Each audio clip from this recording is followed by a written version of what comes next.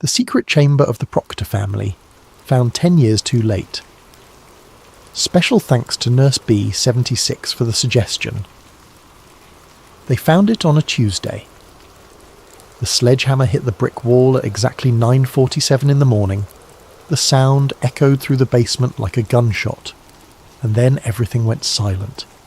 Not the natural silence of a construction site pausing for lunch, but the kind of silence that makes experienced workers set down their tools and take a step back. Behind that wall, sealed for over 300 years, was something that would force historians to reconsider everything they thought they knew about Salem. But by the time anyone realised what had been found, it was already too late. The first team had opened it a decade earlier, and whatever had been sleeping there had already woken up. This is the story of the Proctor chamber, the government agencies that tried to bury it, and the electromagnetic anomaly beneath Salem, Massachusetts that refuses to stay quiet. In the beginning, there was Salem, Massachusetts. The name alone conjures images of hysteria, accusation, and 20 bodies swinging from gallows in the sweltering summer of 1692. Every American schoolchild learns the basics. A group of young girls began having fits, accusations flew like wildfire, and a community tore itself apart hunting for witches that never existed. But one name stood apart from the others. John Proctor wasn't accused because of spectral evidence or childhood grudges. He was accused because he knew something, and more importantly, because he spoke against the trials with a vehemence that made powerful men nervous. John Proctor was born in 1632 in England, arriving in Massachusetts as a young man with nothing but ambition and a strong back. By the time the witch trials began, he owned several hundred acres of farmland and had established himself as one of the most successful farmers in Essex County. He was known for two things: his sharp business sense and his even sharper tongue. When the accusations began in early 1692, Proctor didn't just question them, he openly mocked them. He called the afflicted girls liars to their faces. He suggested that a good whipping would cure their fits faster than any exorcism. He made enemies of ministers and magistrates alike, men who held the power of life and death in their hands. On August 19th, 1692, John Proctor was hanged on Gallows Hill along with 4 others. His wife Elizabeth was spared execution only because she was pregnant. His property was seized, his name was dragged through mud, and the location of his execution was forgotten for over 300 years. The Proctor family home once stood near what is now called Proctor's Ledge, a small rocky outcropping that historian Sidney Purley identified in the early 1900s as the true execution site.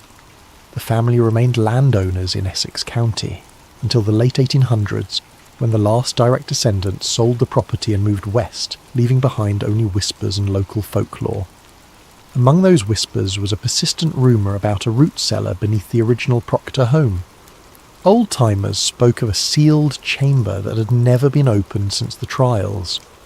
Some said it contained buried treasure. Others claimed it held evidence of real witchcraft. Most dismissed it as the kind of ghost story that naturally accumulates around any property associated with Salem's dark history. But like many legends, this one had roots in something real. The commercial witchcraft boom.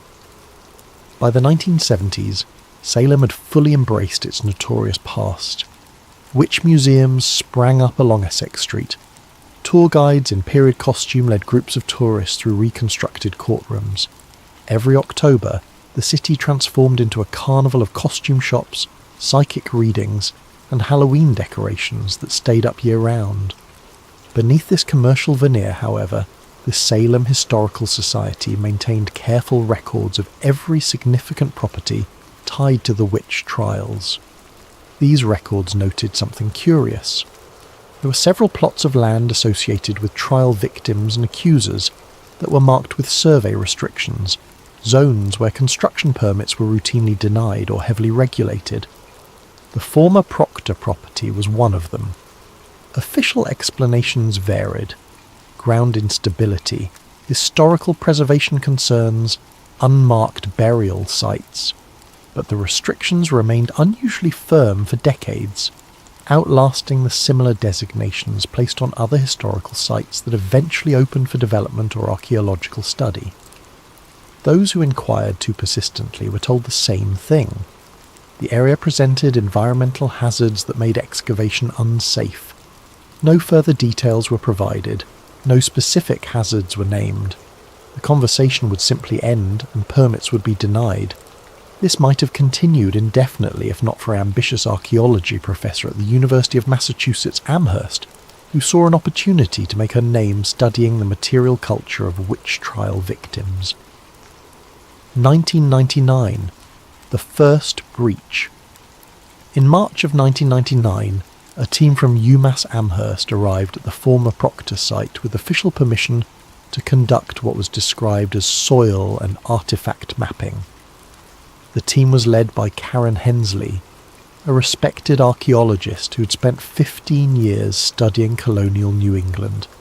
She'd fought for over 2 years to get permission for this dig, navigating layers of bureaucratic resistance that seemed excessive even by Massachusetts Historical Commission standards. The team set up a grid pattern and began their work on a cold, overcast Thursday morning.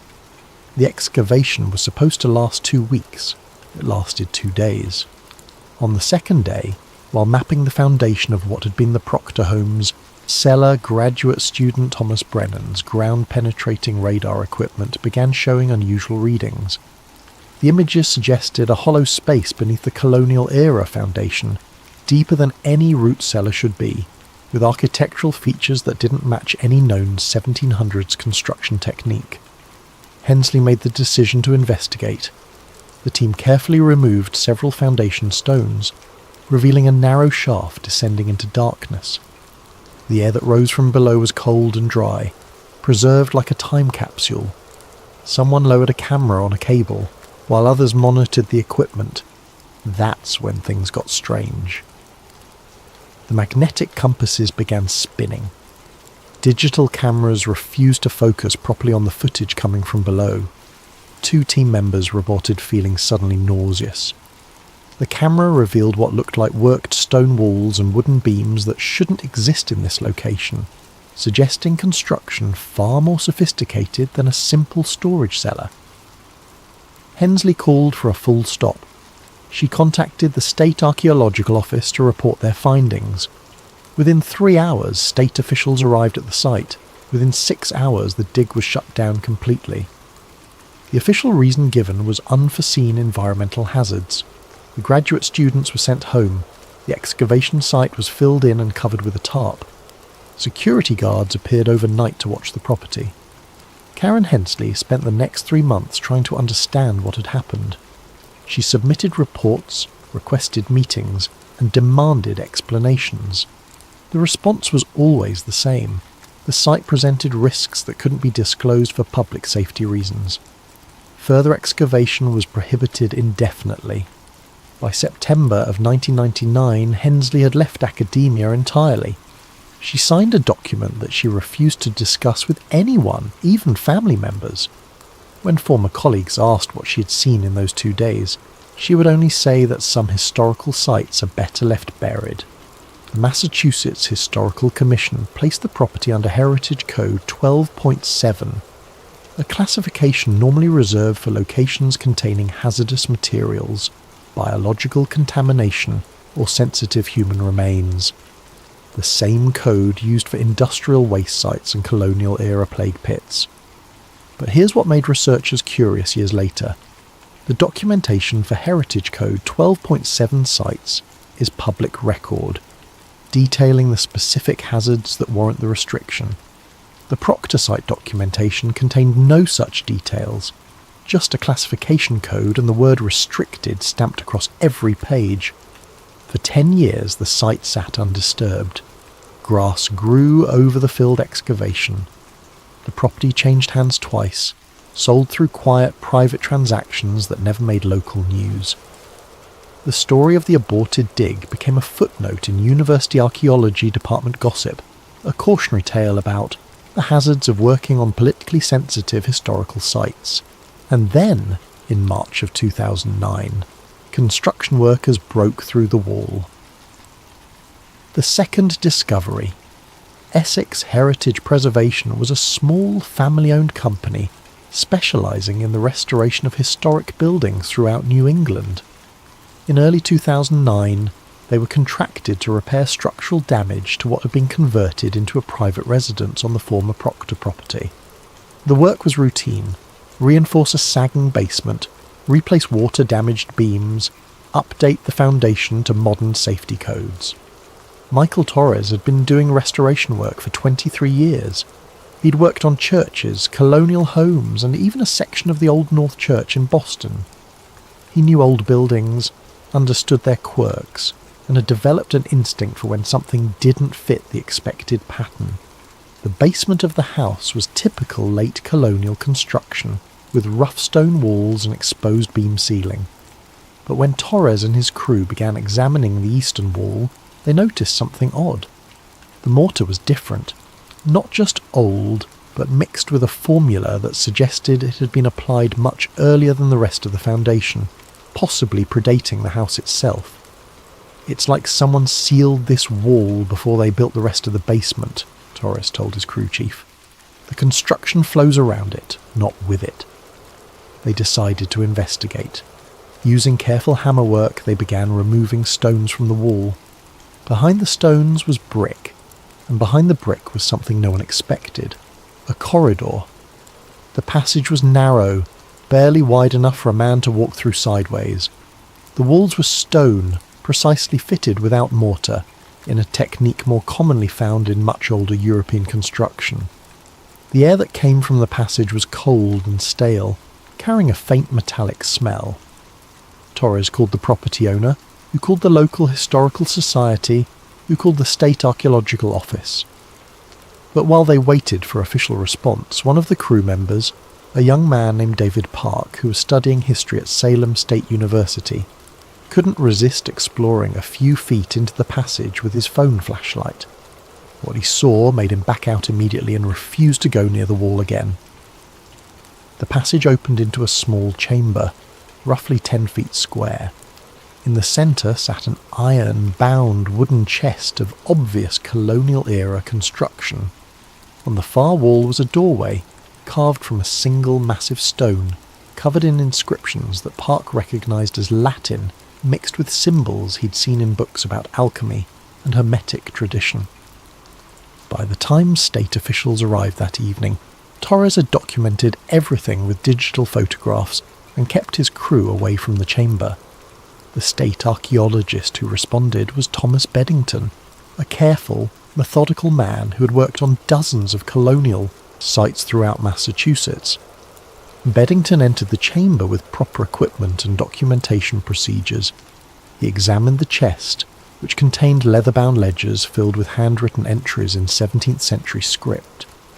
Many pages included diagrams and maps marked with symbols that resembled alchemical notation. Some pages were written in Latin, others in English, and a few in what appeared to be coded cipher. But it was the stone doorway that commanded Beddington's attention. The Latin inscription, when translated, read approximately, "To those who betrayed us, light be your prison." Beddington photographed everything, carefully catalogued the items, and made arrangements to transport the chest to a secure facility for proper analysis. He assured Torres and the property owner that this was an exciting historical find that would be properly preserved and studied. Then he made a phone call to someone at the State Historical Commission, and then he made another phone call to someone who answered with a department code instead of a name. Within 48 hours, the chamber was sealed. Not just covered or protected, but actively sealed with fresh concrete poured into the passage and new foundation work that made the entrance completely inaccessible. The official explanation was structural instability. The chamber posed a collapse risk to the building above, but construction blueprints that were leaked to researchers in 2014 tell a different story. The foundation hadn't been at risk of collapse. It had been carefully reinforced with modern materials and then deliberately sealed. The chamber still existed, intact, beneath layers of concrete and steel reinforcement. The chest and its contents were transported to a state facility, and disappeared into the archives. Official requests to study the materials were denied. The property was once again marked as restricted. Michael Torres tried to talk about what he'd found. He gave one interview to a local newspaper, describing the chamber and the inscribed doorway. The article ran on page 8 of the community section and generated little interest. When Torres tried to follow up with more details, he discovered that his construction company's state licenses were being reviewed for code violations on previous projects. Violations that had never been mentioned before and that seemed minor to the point of irrelevance. Torres stopped talking about the chamber. His company's licenses were renewed without further issue. He completed dozens more restoration projects over the following years, but he never worked on a state-designated historical property again. The official narrative was clear. The Proctor chamber had been a curiosity, a sealed colonial-era storage space with some interesting documents. It had been properly catalogued and preserved. There was nothing more to see. But in 2015, a researcher found something that cracked that narrative wide open. Letters that changed everything. The Peabody Essex Museum in Salem holds one of the finest collections of colonial American documents in the country. Among its holdings are thousands of letters, journals and official records from the witch trial period, many of which have been digitized and studied exhaustively by historians. Sarah Vance was a manuscript researcher, hired to help catalogue some of the museum's less accessed collections. Boxes of uncatalogued correspondence that had been donated decades earlier and never fully processed. It was tedious work reading through faded handwriting and trying to identify writers, recipients, and dates for letters that often lacked clear identification.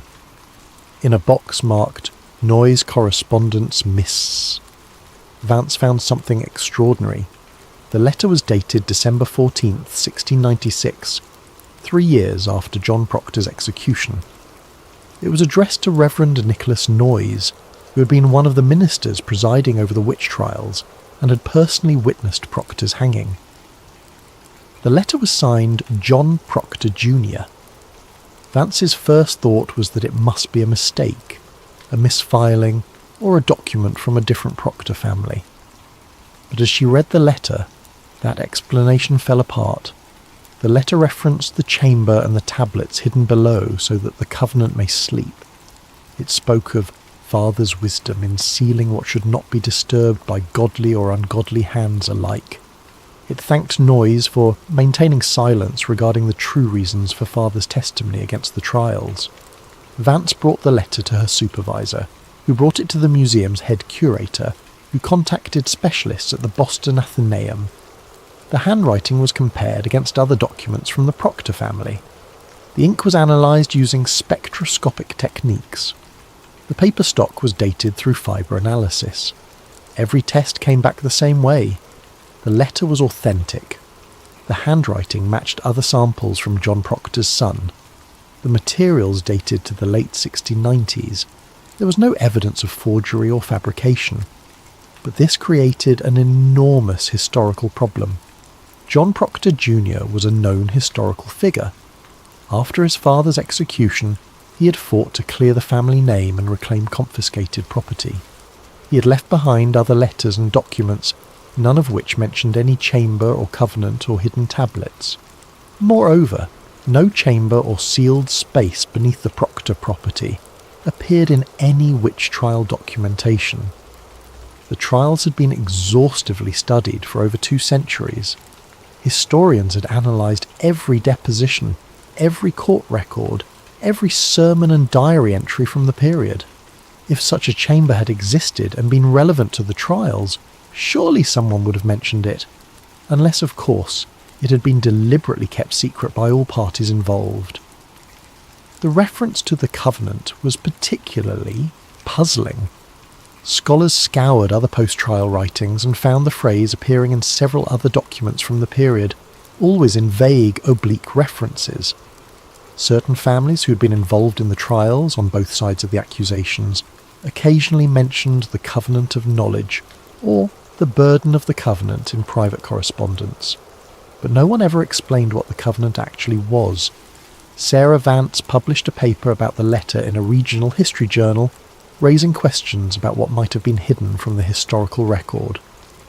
The paper was read by a few dozen academics, generated brief discussion, and then faded from attention. But one reader took particular interest, a researcher who had been studying the 1999 excavation incident and collecting documents through Freedom of Information requests. The missing files and electromagnetic anomalies. Freedom of Information Act requests are a blunt instrument. You file a request for documents related to a specific topic, and government agencies are required to provide any relevant materials that aren't classified or protected by specific exemptions.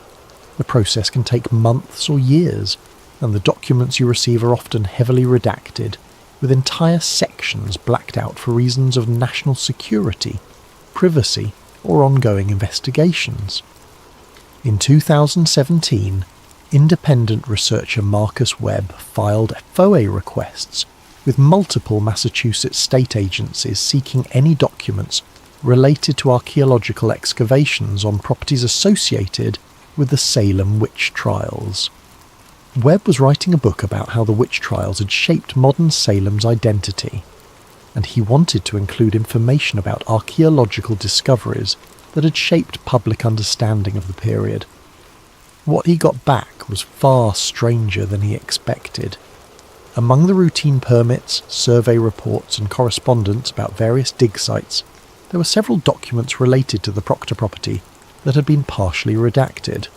One report, dated April of 1999, was titled Salem Anomaly Report Zone 41.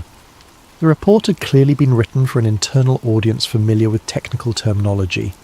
It described localized electromagnetic field variations inconsistent with geological baseline readings. It noted radiation variance within acceptable safety parameters, but requiring continued monitoring. It referenced biogenic interference patterns suggesting subsurface structures predating known colonial occupation. Most intriguingly, it concluded with a recommendation. Site must remain sealed pending federal oversight and determination of source characteristics. Webb was puzzled. Radiation? Electromagnetic anomalies? This read like a report about a potential contamination site or geological hazard, not a historical excavation. He filed follow-up requests asking for more information about what federal agency had provided oversight and what source characteristics meant in this context. The response he received stated that no such federal involvement could be confirmed, and that the report had been part of routine environmental assessment procedures that didn't require federal consultation. But the response didn't explain why a federal role had been mentioned in the original report, or what the report's recommendations had concluded. Webb began researching electromagnetic anomalies in Massachusetts.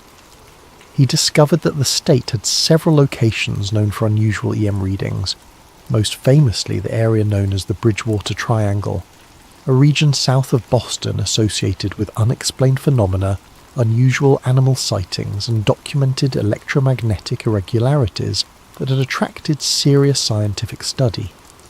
The readings described in the Salem report weren't identical to Bridgewater, but they were similar enough to suggest something geologically or physically unusual was occurring beneath the Proctor property. Natural electromagnetic anomalies can be caused by various factors: unusual mineral deposits, underground water flows, geological fault lines, or concentrations of radioactive materials in bedrock. But none of those natural explanations quite fit. The Proctor site wasn't near any known geological features that would produce such readings. The local bedrock was ordinary granite and sedimentary layers, nothing unusual, and the reference to biogenic interference suggested something related to biological or organic activity, which made even less sense in the context of a sealed underground chamber.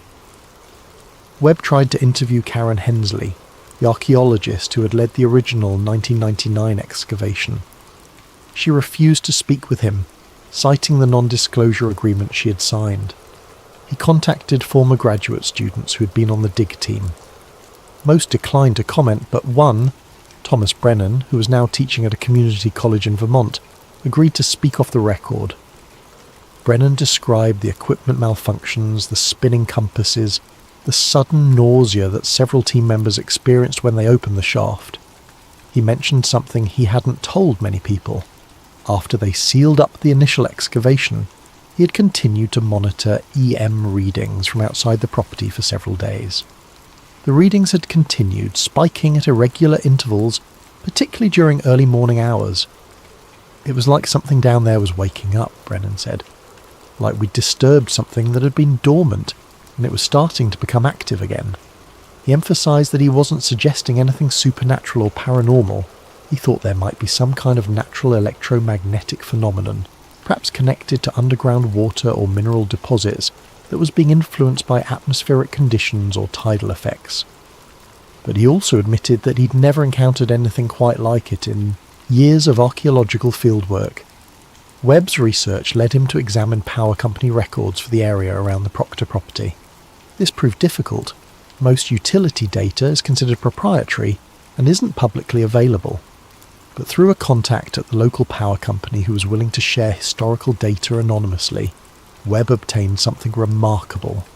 Power grid records for the substation serving the Proctor property area showed unusual patterns of current draw. During normal hours, power consumption matched expected residential and commercial usage. But between 2 and 4 in the morning, consistently across multiple years of records, there were spikes in power consumption that didn't correspond to any known customer usage. The pattern was regular enough that it looked like deliberate power draw, not random fluctuation. And it was centred on, or very near, the sealed Proctor property. Webb noted something else in the records. The overnight power consumption patterns had begun in May of 1999, roughly 2 months after the initial excavation was shut down. They had continued intermittently until late 2009, when they suddenly became much more regular and intense. Late 2009, months after the chamber was rediscovered and resealed. Whatever was happening beneath that property, it was using electricity. And based on the timing, something about the excavations had triggered or activated it. The corporate takeover. Property ownership records are public information in Massachusetts. Anyone can visit the county registry of deeds and trace the ownership history of any parcel of land, seeing when it was sold, who bought it, and for how much. In June of 2019, the property containing the sealed Proctor chamber changed hands again. The sale price was listed as $1, the amount typically used for transfers between related entities, or when the true sale price is being obscured. The buyer was listed as Lock Harris Geoscience LLC, a limited liability company registered in Delaware with a Massachusetts office address. Webb tracked down the address. It was a corporate office building in Cambridge that housed dozens of technology and consulting companies. Digging deeper into corporate records, Webb discovered that Lock Harris Geoscience had been formed just 3 months before the property purchase. It had no website, no public projects, no obvious business operations. Its registered agents were corporate attorneys who specialised in setting up shell companies for clients who wanted privacy. Following the money trail became more complicated, but Webb found connections that troubled him. Lock Harris shared board members with another company that had subcontracting relationships with defence technology firms. One of those firms had contracts with DARPA, the Defence Advanced Research Projects Agency, the Pentagon's research arm responsible for developing emerging military technologies. The connection might have been coincidental. But then Webb talked to the neighbours. People living near the former Proctor property began reporting strange phenomena in late 2019, several months after the property sale. Some described a low-frequency humming sound, barely audible but persistent, particularly noticeable late at night. Others reported seeing lights beneath the ground after heavy rainfall, as if something below was illuminated and the water was making the soil translucent enough to show it. One resident, who asked not to be named, told Webb about watching utility trucks visiting the property at odd hours, 2 or 3 in the morning, and seeing workers in unmarked uniforms accessing what appeared to be new underground utility connections that hadn't been there before. "I'm not saying it's anything sinister," the neighbour said, "but this is a residential area. You don't usually see industrial-level power lines being installed at 3 in the morning without any permits posted or construction notices sent to residents." Webb obtained power consumption data for the period after Loch Harris purchased the property. The overnight power draw patterns he'd noticed in earlier records had intensified dramatically. Between 2 and 4 in the morning, the site was consuming as much electricity as a small factory. He filed requests for building permits and utility installation permits for the property. The response indicated that all such permits were covered under state historical preservation codes and were not subject to standard public disclosure. In other words, whatever was being built or operated at the site was exempt from normal oversight and public records laws. Webb reached out to Loch Harris Geoscience through their registered agent, requesting an interview about their acquisition of the historically significant property. He received a polite letter from an attorney stating that Loch Harris was a private environmental research firm studying geological features in the Salem area and that their work was proprietary and confidential. That explanation raised more questions than it answered. Environmental research didn't typically require the kind of power consumption Webb's data showed. Geological studies didn't require middle-of-the-night operations, and legitimate research firms didn't usually hide behind shell corporations and defence contractor connections, unless what they were studying wasn't geological at all. Expert analysis and theories. Webb decided to consult with specialists in different fields, presenting them with the evidence he gathered without initially revealing the historical context. He wanted to know what experts would make of the electromagnetic readings, the power consumption patterns, and the physical evidence from the chamber itself. Alan Sandford was a cultural anthropologist at Brown University who specialised in colonial American religious practices and folk magic traditions. Webb showed him photographs of the inscriptions from the stone doorway and copies of the alchemical symbols from the Proctor family ledgers. Sandford's analysis was illuminating. The symbols matched Hermetic traditions that were widespread in 17th century Europe and had crossed the Atlantic with educated colonists. The inscription suggested what Sandford called binding rituals, ceremonial practices meant to contain or restrict something, whether that was spiritual energy, knowledge, or conceptual forces that practitioners believed could influence the physical world. "These aren't witch trial witchcraft," Sandford explained. "This is educated, sophisticated ritual practice rooted in Renaissance magical theory. The kind of thing practiced by people like John Dee in England or Giordano Bruno in Italy. It was considered natural philosophy at the time, part of understanding how the universe worked." The specific phrasing, "light be your prison," suggested to Sandford a ritual meant to prevent something from emerging or spreading. In Hermetic tradition, light represented knowledge, consciousness, and divine understanding. To trap something in light was to bind it within awareness itself, to make it visible and therefore contained. Whoever created this was trying to preserve something dangerous by making it observable, Sandford said. The metaphor suggests that as long as someone was watching or aware of it, it couldn't act freely. Webb then consulted Elena Ruiz, a physicist at MIT who studied geomagnetic phenomena and electromagnetic effects in geological systems. He showed her the EM readings from the 1999 excavation and the power consumption data, without mentioning the historical or archaeological context. Ruiz found the data fascinating and deeply unusual. The electromagnetic readings didn't match any natural geological phenomenon she was familiar with. The pattern suggested a resonance effect, where electromagnetic energy was building up and releasing in cycles, similar to how a tuning fork vibrates at a specific frequency. "This looks like something is generating or amplifying electromagnetic fields in a regular pattern," Ruiz said. "Natural geological processes can produce EM effects, but they're usually random or tied to external factors like weather or seismic activity. This is too regular, too consistent. It looks designed." The power consumption patterns were even more intriguing.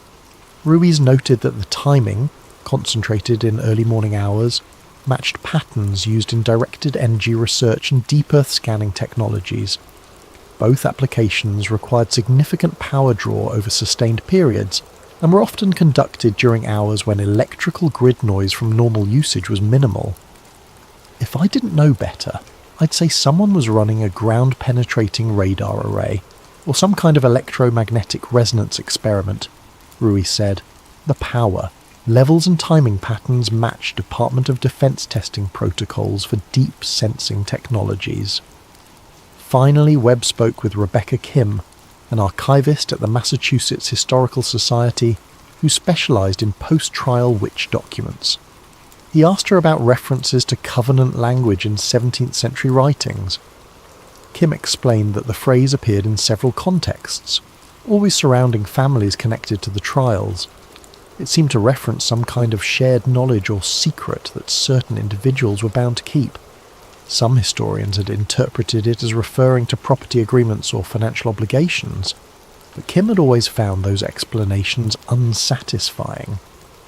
The language is too loaded, too serious for simple business matters, Kim said. These people write about the covenant the way they write about religious obligations or matters of mortal consequence. Whatever it was, they believed breaking it would have serious repercussions. She had found references suggesting that the covenant had something to do with the curse of knowledge, the burden of knowing something that couldn't be shared, something that would be dangerous in the wrong hands or if widely known. Webb brought all this analysis together and arrived at a theory, one that he admitted sounded outlandish, but that seemed to fit the evidence better than any mundane explanation. The Proctor family hadn't been hiding witchcraft in that chamber.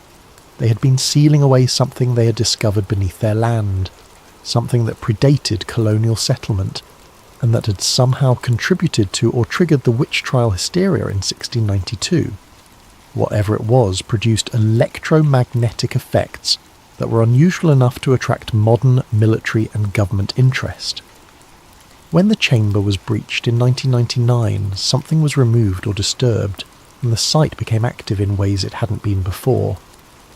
The second excavation in 2009 confirmed that the chamber still existed, and that whatever was beneath it was still generating anomalous readings. A defense-connected company acquired the property and began conducting research or experiments that required significant power and secrecy. The covenant mentioned in historical documents was an agreement among certain Salem families to keep the chamber sealed and never speak of what lay beneath it. John Proctor's opposition to the witch trials may have been motivated not by skepticism of witchcraft, but by fear that the hysteria would lead to deeper investigations that might uncover the chamber. His execution silenced him permanently. His son maintained the covenant, ensuring the chamber remained sealed even as the family maintained ownership of the property. The secret had held for 300 years, until 1999, when curious archaeologists broke through the first seal, and then 2009, when construction workers broke through, again, this time finding evidence that couldn't be completely suppressed. And now, in 2019, someone was actively studying whatever lay beneath that chamber, using technology and resources that suggested military or intelligence interest. What happens at 1219? Webb published his findings in a self-published ebook that combined historical research, FOIA documents, and interviews with experts. It attracted modest attention in conspiracy theory communities and among paranormal enthusiasts, but mainstream historians dismissed it as speculative overreach based on circumstantial evidence. But then a retired electrical engineer named Patricia Hernandez, who lived 3 blocks from the former Proctor property, read Webb's book and realized she had one more piece of the puzzle. Hernandez had installed a whole house power monitoring system in 2018, partly out of curiosity about her own energy usage and partly because she enjoyed tinkering with smart home technology. The system tracked not just how much power her house used, but also voltage fluctuations and frequency variations in the grid power supply. In December of 2019, she started noticing something odd. Every night at exactly 12:19 in the morning, There was a brief dip in voltage throughout her house, lasting usually 5 to 7 seconds. It was barely noticeable. Lights might dim slightly, but it was consistent and precise. She checked her logs going back to when she'd installed the system. The 12-19 voltage dip had started in late June of 2019, right around when Locke Harris Geoscience had taken ownership of the Proctor property. Hernandez mentioned this to her neighbours, and several others reported noticing similar phenomena: digital clocks flickering, Wi-Fi routers briefly disconnecting, or streetlights dimming momentarily around the same time each night.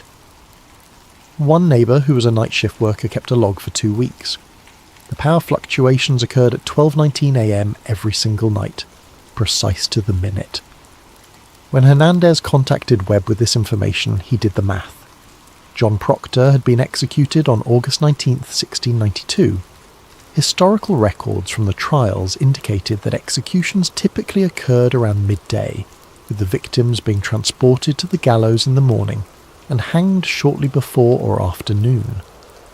Given the imprecision of timekeeping in the 17th century and the latitude for variation in exactly when Proctor had been hanged, 12:19 wasn't an impossible time. But the specificity was striking.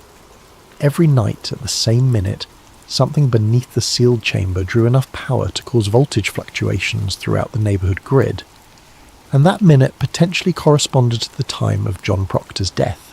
It could be coincidence, it could be meaningful, but it was one more data point in a pattern that kept pointing towards something beneath Salem that refused to stay quiet, no matter how many layers of concrete and secrecy were piled on top of it. The present day.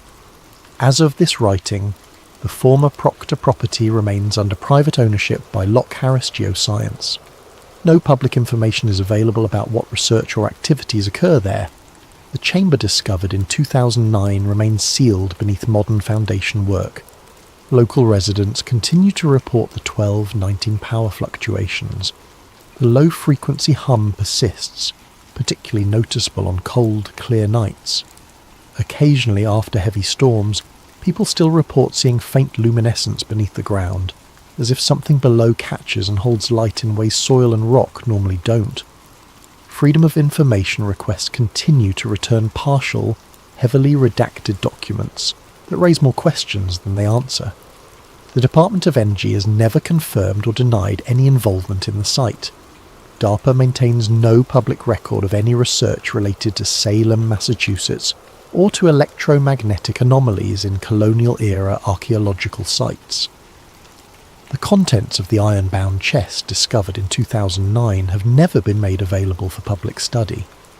The Proctor family ledgers, which might contain explanations or context for the chamber and its purpose, remain locked in a state archive facility that researchers are not permitted to access. Karen Hensley, the archaeologist who first breached the chamber in 1999, still refuses all interviews and maintains the non-disclosure agreement she signed over 2 decades ago. Graduate student Thomas Brennan, who measured the initial electromagnetic anomalies, died in a car accident in 2021. His research notes and equipment logs were never recovered. Michael Torres, the restoration contractor who rediscovered the chamber in 2009, still operates his construction business in Essex County. When asked about the Proctor chamber, he politely declines to comment, saying only that he completed his contracted work and left the historical assessment to qualified experts. The families descended from the Salem witch trials, both victims and accusers, maintain their own silences. Some family historians are aware of the covenant references in historical documents, but interpret them as referring to property arrangements or financial obligations. Others acknowledge that something strange surrounds the Proctor property, but prefer not to speculate about what it might mean. Salem itself continues its complicated relationship with its past. The witch trial history remains the city's primary tourist attraction, generating millions in annual revenue from museums, tours and October festivals.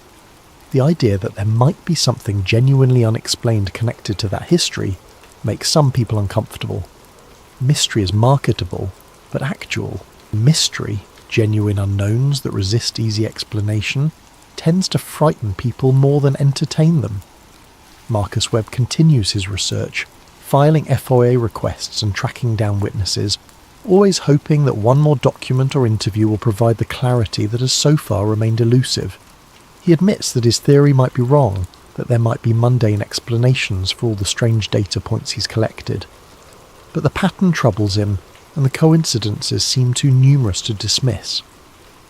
The thing that keeps me investigating, Webb says, is that powerful people went to significant effort to keep this quiet. Not just to seal the chamber, but to actively suppress information about it. That kind of secrecy suggests something worth hiding, and whatever is worth hiding to that degree is probably worth understanding. Found 10 years too late. The title of this investigation references a specific timeline that haunts everyone who has studied this case carefully. The chamber was first breached in 1999. It was rediscovered, more thoroughly explored and sealed again in 2009. 10 years. Exactly 10 years between the first disturbance and the second. If something was released, activated or disturbed in 1999, as the electromagnetic readings and Karen Hensley's equipment malfunction suggest, then it had 10 years to spread, grow, or establish itself before being discovered again. 10 years during which something beneath Salem was drawing power and generating anomalies that no one was monitoring or containing. The 2009 rediscovery came 10 years too late to prevent whatever began in 1999. The chamber was resealed, reinforced, and placed under active research or containment, but that doesn't mean whatever was disturbed in the first breach has been successfully contained. It just means it's being watched now, studied now, measured now. The power grid data suggests that something beneath that property remains active. The 1219 fluctuations indicate regular, consistent activity that hasn't diminished since Locke Harris took control of the site. If anything, the power draw has increased, as if whatever is down there is growing stronger or requiring more energy to maintain, contain, or study. Nobody knows what John Proctor sealed in that chamber in 1692. Nobody knows why it generated such fear that multiple families agreed to maintain absolute secrecy about it for generations. Nobody knows what the Covenant truly referenced, or what it meant to trap something in light. But the evidence suggests that whatever it was, it's still there, still active, still drawing power from the grid at the precise minute that John Proctor died defending his silence. Salem never truly rested after 1692. 20 people died in those trials, countless more had their lives destroyed, and a community tore itself apart in hysteria and fear. The conventional explanation is that it was mass hysteria, religious extremism, and social tensions boiling over into murderous paranoia. But what if something beneath the ground, something the Proctor family and others knew about, something that generated real and measurable effects on human consciousness or perception, contributed to that hysteria? What if the witch trials weren't purely social phenomenon, but had a catalyst that nobody understood but some people sensed? What if John Proctor died trying to keep that catalyst sealed, knowing that exposing it would be worse than dying himself? These are speculative questions, ones that historians and scientists are reluctant to seriously engage with, because they venture into territory where evidence becomes thin and imagination takes over. But speculation based on strange evidence is sometimes the only tool available when conventional explanations fail to account for the data. The Proctor chamber is gone now, buried beneath reinforced concrete and sealed beneath state secrecy. The documents that might explain it remain locked away. The witnesses who saw it firsthand are bound by legal agreements or are no longer alive to tell their stories. But according to power grid data that anyone with the right access can verify, something beneath Salem still draws energy every night, still operates on a precise schedule that may correspond to a 300-year-old execution, still does whatever it is it does, hidden beneath residential streets and ordinary houses, while people sleep unaware of what hums in the darkness below their foundations. The secret chamber of the Proctor family was found 10 years too late to prevent its first disturbance. Perhaps it was found just in time to begin understanding what it contains. Or perhaps, and this is the possibility that keeps researchers like Marcus Webb awake at night, perhaps it's still too late, and whatever was sealed in 1692 is already loose in ways we don't yet recognise. Salem never rested after the trials, and if the evidence is to be believed, it's not resting now. Every night at 12:19, something beneath that city remembers and draws power and continues whatever purpose it was designed or condemned to serve. The covenant may have broken in 1999, but its consequences are only now beginning to be understood. This is the story of the Proctor chamber. It's not a story with a clean ending because the ending hasn't been written yet. It's happening now in real time beneath a quiet street in Salem, Massachusetts. Whatever happens next, we can at least say this: we were warned. 300 years ago, someone carved an inscription on a stone door. To those who betrayed us, light be your prison. We opened that door, and now we're learning what it means to be trapped in light, exposed to knowledge we may not be equipped to handle, bound by a covenant we never agreed to but have inherited. Nonetheless, the chamber has been found. The question is, what finds us now that the seal is broken?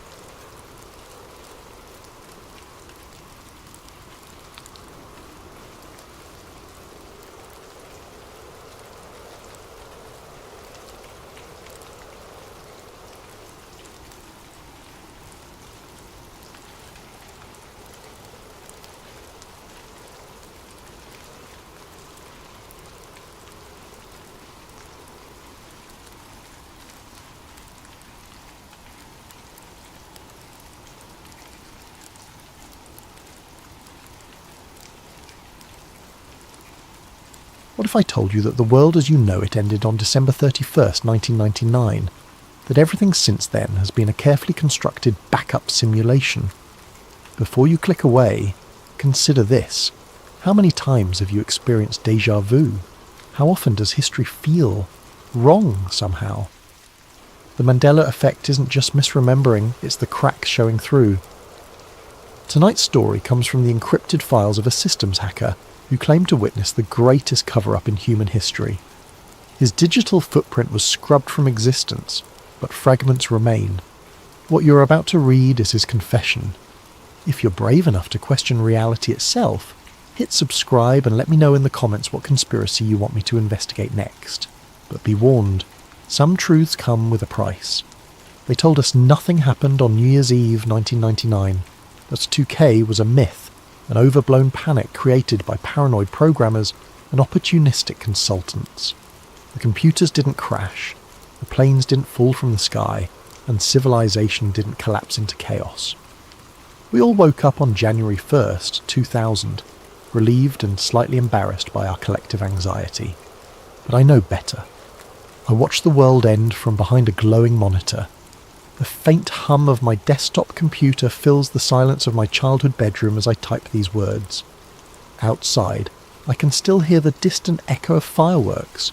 Or maybe that's just the memory replaying in an endless loop. The flickering desk lamp casts dancing shadows on the wall, and in those shadows, I see the truth that everyone else has forgotten. I wasn't a paranoid conspiracy theorist. I wasn't one of those doomsday preppers hoarding canned goods and bottled water. I was a 17-year-old systems hacker with backdoor access into networks that most people didn't even know existed. I had my fingers on the pulse of the digital world's nervous system, and at 11:59 p.m. on December 31st, 1999, I felt it flatline.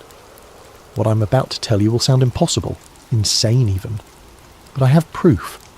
Fragments of code that shouldn't exist, screenshots of systems that deny their own history, and memories of a world that no longer remembers itself.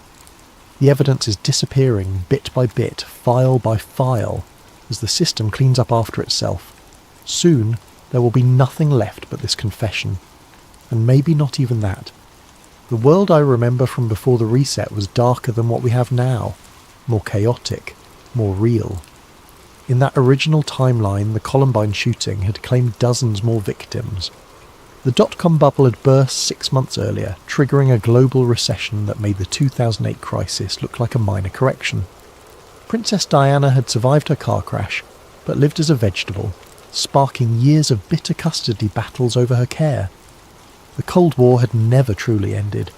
It had simply gone underground, festering into proxy conflicts that threatened to escalate into nuclear exchange. By December 1999, the world was teetering on multiple precipices simultaneously. Environmental collapse, economic meltdown, and political instability were converging into a perfect storm that would have ended human civilization within a decade. The signs were everywhere for those who knew how to read them. Mass fish die-offs that presaged oceanic ecosystem collapse, currency fluctuations that indicated coordinated attacks on the global financial system, and satellite imagery showing military build-ups in regions that the media wasn't covering. I had stumbled onto evidence of these brewing catastrophes through my digital wanderings. Corporate databases full of environmental data that painted a picture of imminent ecological death. Classified military communications discussing acceptable losses in potential nuclear exchanges, and economic models that all pointed to the same conclusion.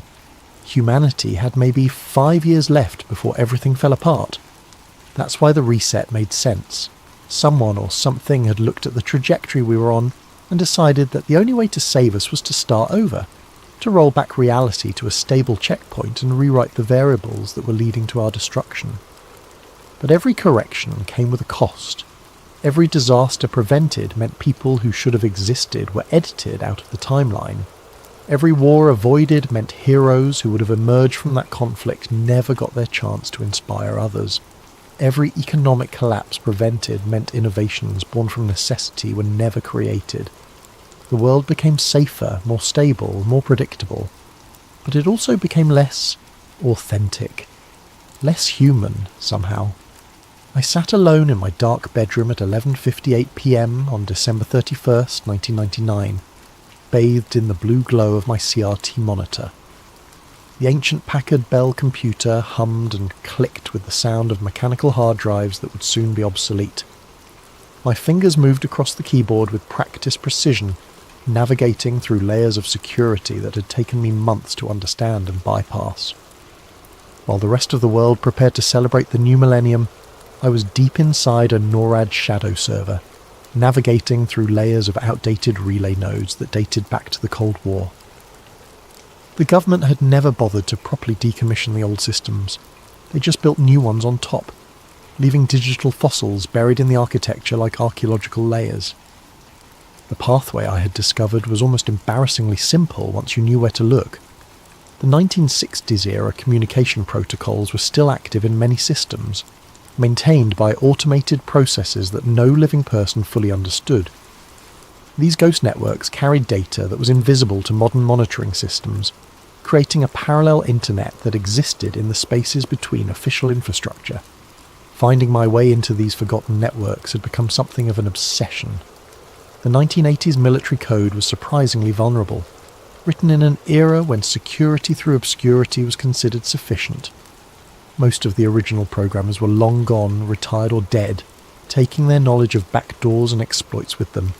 But I had patience, and I had time. Outside my window I could hear the muffled sounds of celebration. Champagne corks popping, people laughing, the countdown beginning on someone's television. Dick Clark's voice drifted through the thin walls of our suburban house, that familiar cadence building toward the moment that would change everything. The normal world, the surface world, was ready to welcome the future with open arms. But down here, in the digital underground, something else was stirring. My screen showed a directory listing of files with names that made no sense, strings of numbers and letters that followed no naming convention I recognised.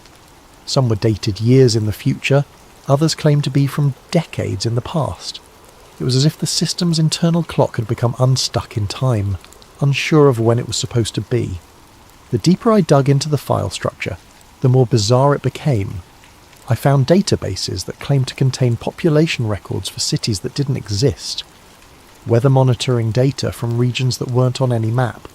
Even stranger were the personnel files, military service records for soldiers whose serial numbers followed no standard format, deployment orders to bases with names that returned no results when I searched for them.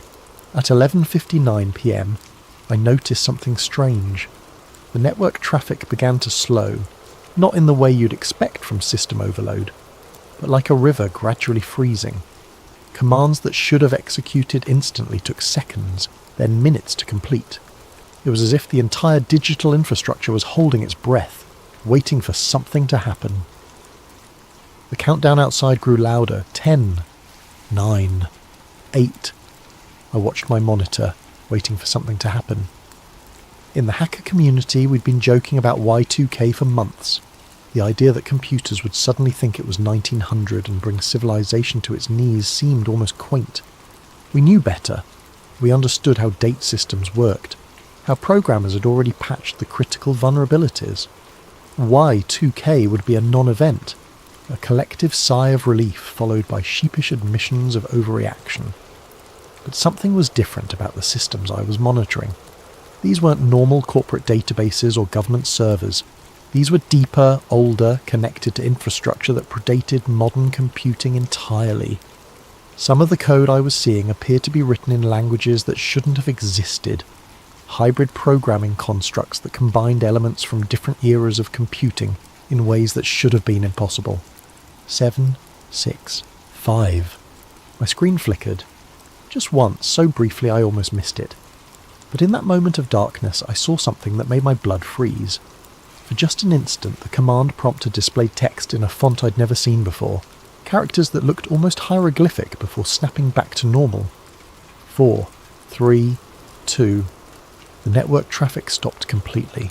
Not slowed. Stopped. The data streams I'd been monitoring flatlined into perfect silence. Every connection I had established went dead simultaneously, as if someone had pulled the plug on the entire internet. But my computer was still running, still connected to something, because the screen continued to display data that was coming from nowhere. 1. At exactly midnight my monitor went black. Not the blue black of a normal shutdown, but the deep, absolute black of something fundamental shutting down. The computer tower beside my desk continued to hum, the hard drive light still blinking occasionally, but the screen showed nothing. No cursor, no error message, no indication that the system was even trying to recover. Then I heard it, a low electrical hum rising from somewhere deep inside the walls themselves. It wasn't coming from my computer or any specific device, but from the house's electrical system, as if every wire was suddenly carrying more current than it was designed for. The overhead light flickered once, twice, then went out completely. Outside, the celebration had gone silent. I sat in perfect darkness for what felt like hours, but was probably only seconds, listening to that electrical hum grow stronger. It wasn't quite a sound. It was more like a vibration I could feel in my bones, a frequency that seemed to resonate with something deep inside my skull. The sensation was almost musical, like a chord being played on instruments that existed in dimensions I couldn't perceive. The silence outside was complete now. No more voices, no more music, no more sounds of celebration. Even the ambient noise of the neighbourhood, distant traffic, air conditioning units, the constant low-level hum of modern life had vanished entirely. It was as if the world itself had paused, suspended in that moment between one year and the next. Then without warning, my monitor blazed back to life. But something was wrong. The login screen that appeared wasn't the one I'd been using. The familiar blue background had been replaced with something that hurt to look at. Not because it was bright, but because the colours seemed to exist in spectrums that my eyes weren't designed to process. The timestamps were wrong, flickering between dates that made no sense, jumping from 1999 to 2000 to 1900 and back again, as if the system couldn't decide what year it was supposed to be. The familiar NORAD directory structure I'd been navigating was gone, replaced by something I'd never seen before.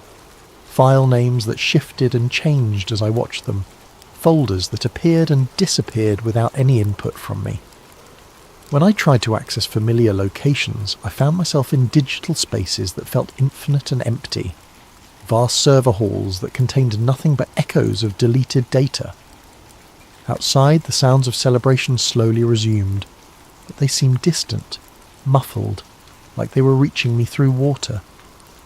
When I looked out my bedroom window, the streetlights appeared dimmer than before, and the shadows they cast fell in directions that didn't match the position of the lights themselves. I tried to reconnect to the systems I'd been monitoring, but every connection failed. Not with error messages or timeout warnings. They simply didn't respond, as if the networks themselves had vanished into digital void. When I finally managed to establish a new connection, the servers I found were identical to the ones I'd been accessing, but subtly different. Files were in slightly different locations. Security protocols had minor variations. Even the system clocks, when they finally stabilised, were running exactly 7 minutes and 44 seconds slow. It was as if the entire digital world had been restored from a backup that was almost, but not quite, perfect. A backup that had been created before something terrible had happened, and now that terrible thing had been prevented by simply replacing the original with the copy. But backups are never perfect. They're snapshots of a specific moment, missing the small changes and incremental updates that occurred between backup creation and system failure. In the digital world, this manifested as corrupted files and missing data. In reality itself, it manifested as gaps in memory, alterations to physical spaces, and the persistent feeling that something was fundamentally wrong with the world. Over the following days, I became convinced that the world had experienced something unprecedented on New Year's Eve. A complete system failure that lasted exactly 7 minutes and 44 seconds. Not just my computer, not just my house, but everything connected to the global digital infrastructure had experienced the same blackout, the same impossible pause between one reality and the next. I started researching, reaching out to other hackers and tech enthusiasts through IRC channels and bulletin boards. Most people reported nothing unusual. They'd watched the ball drop, celebrated with friends and woken up with hangovers on New Year's Day. But a very few, mentioned strange experiences that matched elements of what I had witnessed. A systems administrator in Tokyo reported that all of his servers had simultaneously rebooted at midnight, displaying bizarre error messages in languages that didn't exist before returning to normal operation. The error messages were written in characters that resembled Chinese or Japanese, but when he showed them to linguists, they insisted the symbols followed no known grammatical rules. More disturbing still, the servers had somehow completed months of scheduled maintenance during those few minutes of downtime. Updates that should have taken hours had been implemented instantaneously. A telecommunications engineer in London noticed that several international communications satellites had briefly disappeared from tracking systems, reappearing minutes later with no explanation from the agencies that monitored them. During the blackout period, the satellites had somehow changed position, in ways that defied orbital mechanics, moving distances that should have required months of careful trajectory adjustments. When he reported the anomaly to his supervisors, he was told that the tracking data must have been corrupted and to delete his observations. But the most compelling evidence came from the financial markets. During those 7 minutes and 44 seconds, something extraordinary had happened to the global economy. Thousands of transactions had simply vanished, not cancelled or reversed, but erased from existence as if they had never occurred. Bank records showed gaps, trading logs had missing entries, and entire portfolios had been mysteriously altered. Most financial institutions dismissed these anomalies as minor Y2K-related glitches, quickly covered by insurance and forgotten. But I found patterns in the deletions that suggested something far more systematic. The vanished transactions weren't random. They followed specific criteria, as if some vast intelligence had been selectively editing the financial record. Companies that had been on the verge of bankruptcy suddenly found their books balanced through the mysterious disappearance of debt obligations. Predatory loans that would have destroyed families had vanished from mortgage databases. Stock manipulations that would have triggered market crashes had been erased, leaving no trace of the insider trading that should have been prosecuted. Nations whose economies were being destroyed by currency speculation found their exchange rates mysteriously stabilised. Sovereign debt that would have led to political upheaval had been reduced or eliminated entirely. Even individual account holders found unexpected changes. Overdraft fees reversed, credit card debts reduced, student loans modified with better terms. It was as if someone, or something, had used the Y2K transition as cover for the largest financial restructuring in human history, systematically eliminating the economic pressures that were pushing civilization toward collapse. But the changes went beyond money. Civil registry data had been altered in subtle but significant ways that suggested a comprehensive rewriting of recent history. Birth records, death certificates, immigration documents, all had been modified according to patterns I couldn't fully decipher, but which seemed designed to reduce social tensions and prevent future conflicts. Some people found their official birth dates had shifted by days or weeks, changing their astrological signs or moving them out of demographic categories that would have made them targets for discrimination. Others discovered that relatives they remembered had no legal record of existence, as if family members who would have created problems or inherited genetic diseases had been edited out of the bloodline entirely. Marriage records had been altered to eliminate unions that would have ended in domestic violence. Divorce papers showed different custody arrangements that better protected children. Even traffic records had been modified. DUI convictions that would have led to job losses had been reduced to lesser charges. Accident reports had been altered to reduce insurance payouts that would have bankrupted families. Maps were wrong too. Not obviously wrong. The major cities were still in the right places. The coastlines hadn't shifted dramatically. But the details were off in ways that suggested systematic urban planning improvements. Street layouts that I remembered clearly had been altered to improve traffic flow and reduce accident rates. Buildings that should have existed were absent from satellite imagery, replaced by green spaces or structures that served the community better. Even the GPS coordinates of familiar landmarks had shifted by small but measurable amounts, as if the entire continent had been nudged slightly to optimize weather patterns and reduce the frequency of natural disasters. Fault lines had been moved to reduce earthquake risk. River courses had been adjusted to prevent flooding. Coastlines had been reinforced against erosion and tsunami damage. When I tried to verify these discrepancies using archived data, I hit another wall. The backup systems that should have contained pre-Y2K records were either corrupted, missing, or showed the same alterations as the current data.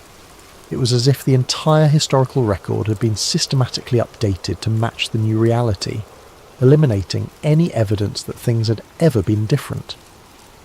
Internet archives that should have contained snapshots of websites from before the reset showed pages that had been subtly modified. News articles had different headlines, different casualty figures, different outcomes to events I distinctly remembered. Even personal websites and blogs had been altered to remove references to problems that had apparently been solved before they could manifest. The most disturbing discovery came when I compared my personal files from before New Year's Eve with the official records. Photos I'd taken of friends and family showed faces that no longer matched their driver's licenses. Not dramatically different, but altered in small ways that made them more attractive, healthier, happier. Names I'd saved in my contact database belonged to people who insisted I'd always called them something else, often names that sounded more socially acceptable or carried fewer negative associations. Even academic records had been modified. Grades had been improved across the board, not to the point of absurdity, but enough to open doors that would have remained closed. Disciplinary records had been softened or eliminated. Student loan amounts had been reduced to manageable levels. Standardised test scores had been boosted just enough to qualify for better colleges and opportunities. I began to suspect that Y2K hadn't been a potential disaster at all. It had been a deliberate reset, a chance for some unknown force to edit reality itself and eliminate the sources of human suffering that were leading us towards civilizational collapse. The blackout, those missing 7 minutes and 44 seconds, had been the upload time for a new version of the world. A version where the variables that led to disaster had been carefully adjusted to produce better outcomes. But if that was true, what had been wrong with the original version that required such drastic intervention? And who or what had the power to change reality on such a fundamental level? More importantly, what happened to the people who remembered how things used to be? My obsession with finding evidence of the pre-reset world consumed the next decade of my life. I became a digital archaeologist, hunting through abandoned servers and forgotten backup tapes for what I started calling ghost fragments, pieces of code and data that remembered the world as it used to be, before the great edit had optimized everything for stability and reduced suffering. The hunt took me to the darkest corners of the internet, places where old systems went to die, and digital memories lingered long after their original purposes had been forgotten. I learned to navigate defunct corporate servers still humming in abandoned office buildings, powered by automated systems that continued their work years after the companies that created them had gone bankrupt or been absorbed by larger entities. University mainframes that had been forgotten during budget cuts became my specialty. Academic institutions were notoriously bad at decommissioning old equipment, often simply unplugging systems and leaving them in basement storage rooms where they continued to run on emergency power. These forgotten machines contained vast archives of research data, student records, and communication logs that hadn't been updated since the reset. Military installations were more challenging, but often more rewarding. Bases where the original programmers had retired or died without passing on access codes contained the most pristine examples of pre-reset data. The military's obsession with redundancy meant that critical information was often stored in multiple formats across different systems, and while the primary databases had been updated, backup systems sometimes retained the original versions. In these digital graveyards, I found fragments of the original timeline that painted a picture of a world that had been on the verge of collapse. Medical databases contained patient records for people who no longer existed, not dead, but simply absent from current reality. I found appointment schedules for doctors who had never been born, insurance claims for treatments that were no longer possible because the diseases they treated had been retroactively cured or prevented. Pharmaceutical research databases showed development timelines for drugs that had never been created, designed to treat conditions that no longer occurred with sufficient frequency to justify the investment. The most haunting discoveries were in pediatric hospitals. I found records of children with genetic conditions that had somehow been eliminated from their family lines, medical charts that showed progressive diseases that had been stopped mid-progression, treatment plans for young patients who had apparently been cured retroactively by changes to their genetic history. The cost of these miracles was that the parents of these children often had no memory of the medical struggles they had endured, living in a reality where their families had always been healthy and whole.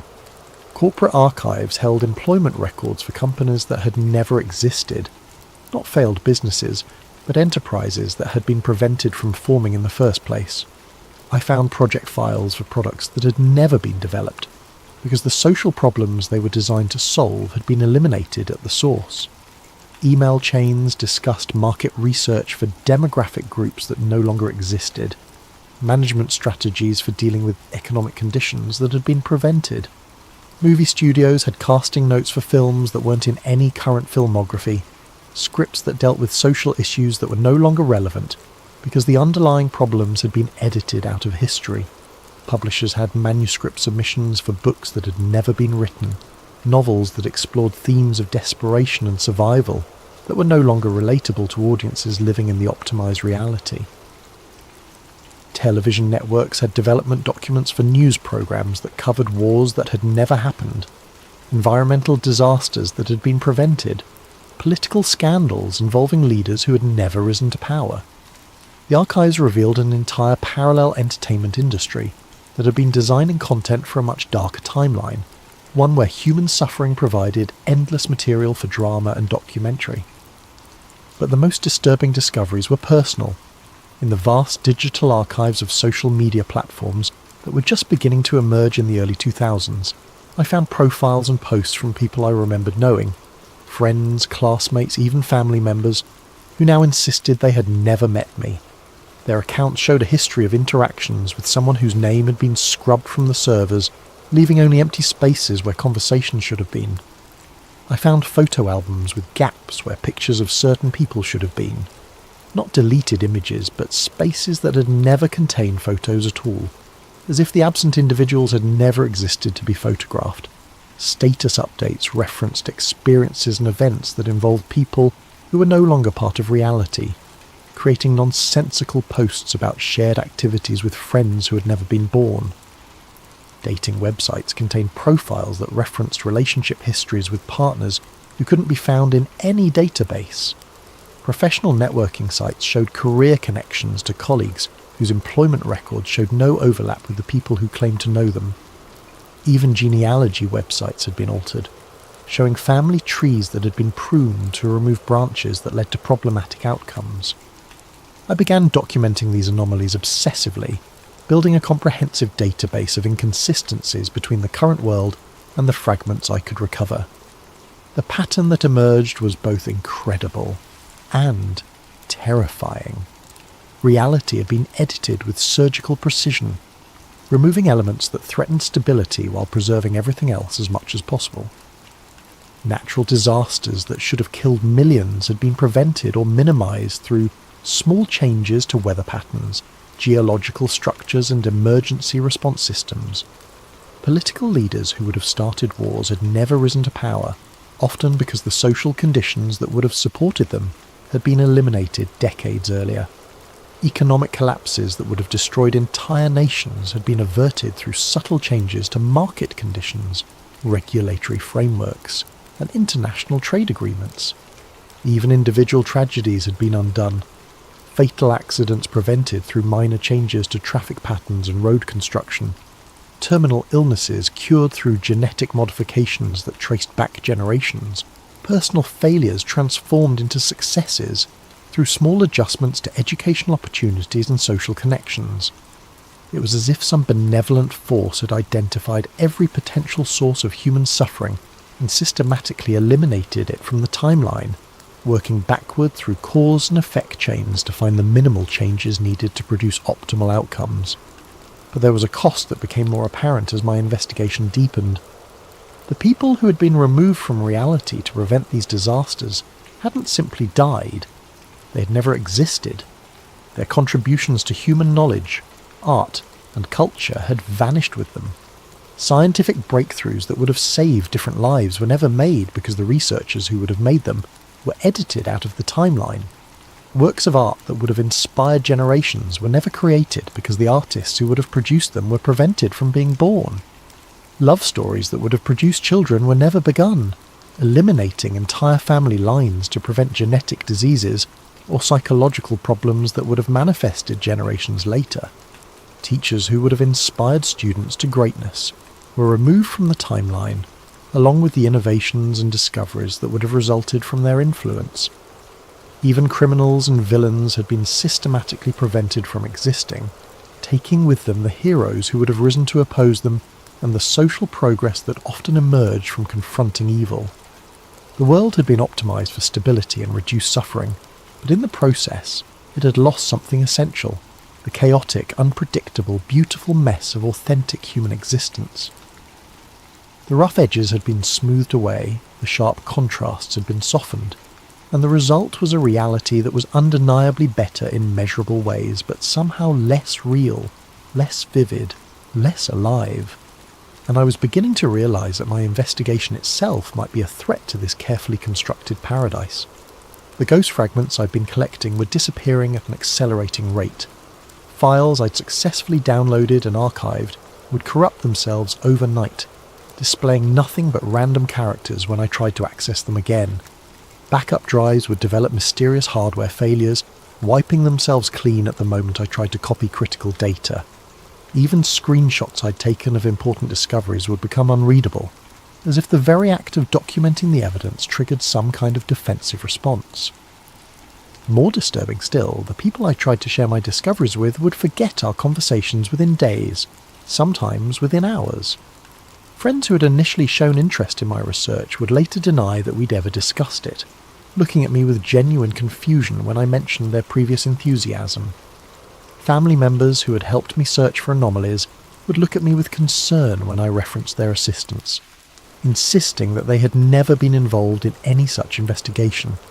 It was as if the system was actively defending itself, using the same reality editing capabilities that had created the reset to eliminate threats to its stability.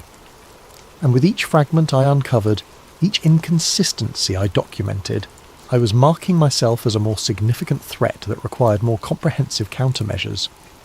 The breadcrumbs I'd been leaving online, forum posts describing my findings, encrypted files stored on anonymous servers, even simple emails outlining my theories, were vanishing faster than I could create them.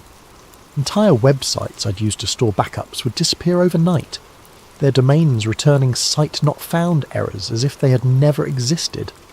Social media posts would be deleted not just from my accounts, but from the accounts of anyone who had shared or commented on them. I realised I was fighting a war against reality itself and I was losing.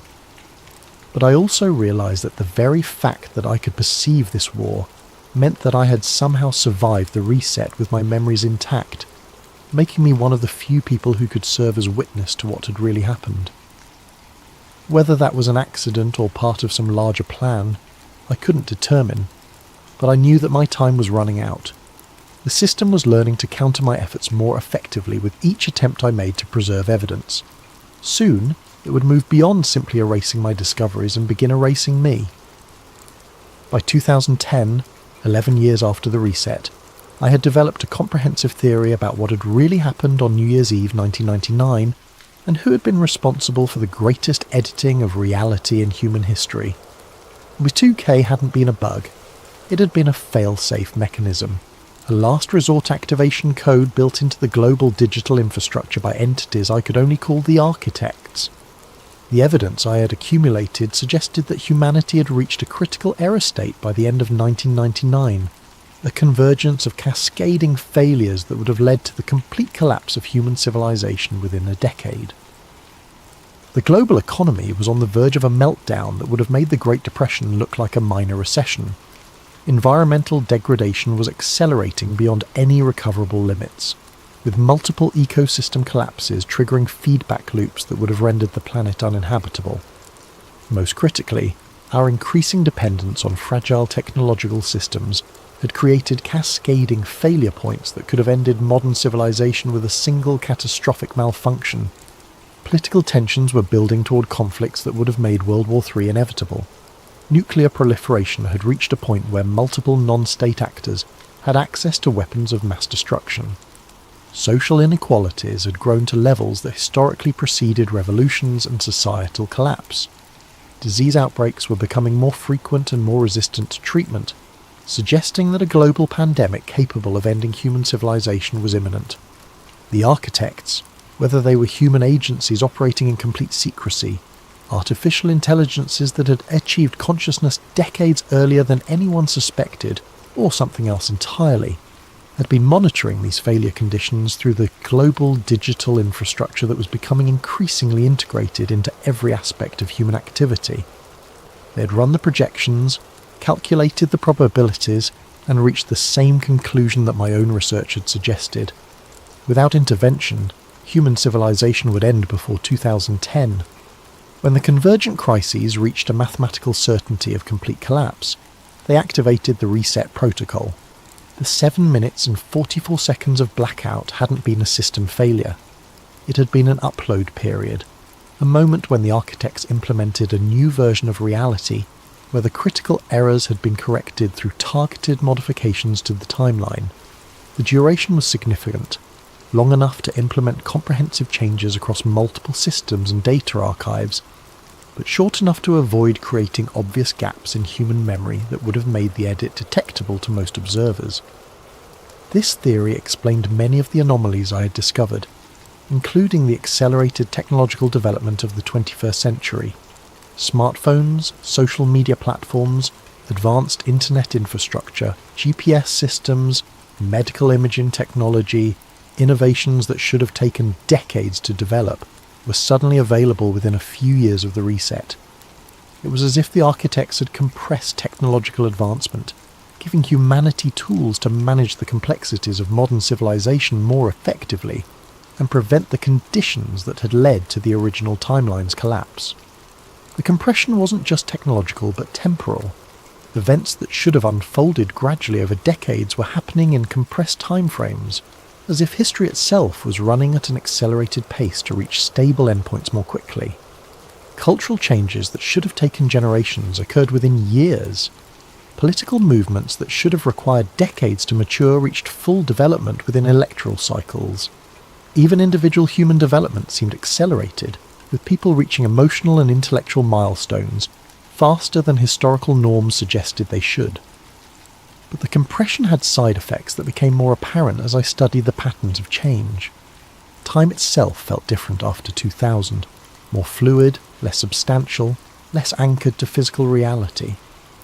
Events seemed to unfold with unnatural speed, following narrative structures that were too clean, too purposeful, too optimized for dramatic effect. The pace of innovation was almost impossibly rapid, with breakthrough discoveries happening at a rate that suggested they were being introduced according to a predetermined schedule, rather than emerging from natural scientific inquiry. The 21st century felt less like natural historical progression, and more like a carefully scripted sequence of events designed to guide humanity toward specific outcomes. Wars ended more quickly and cleanly than historical patterns suggested they should. Economic crises were resolved through mechanisms that appeared almost overnight. Social problems were addressed by solutions that seemed to materialize just when they were needed most. I began to suspect that the 21st century wasn't happening in real time at all, but was instead a carefully coded simulation running at accelerated speed to bring humanity to a stable endpoint as quickly as possible.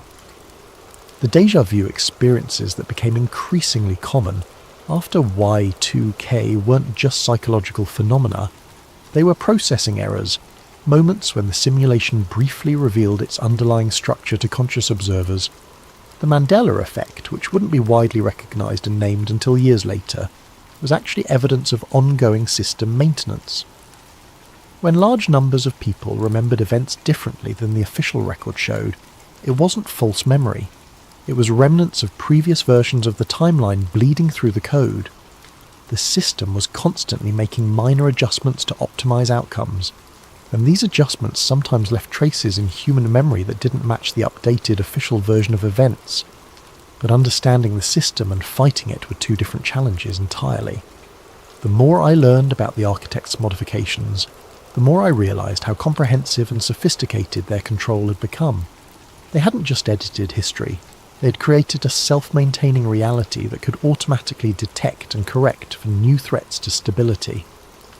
Every time I made a significant discovery, every time I found evidence that could expose the true nature of our reality, the system would respond with countermeasures, not dramatically, not in ways that would create obvious paradoxes or logical inconsistencies, but subtly, carefully, rewriting the context around my discoveries until they appeared meaningless, delusional, or simply mistaken.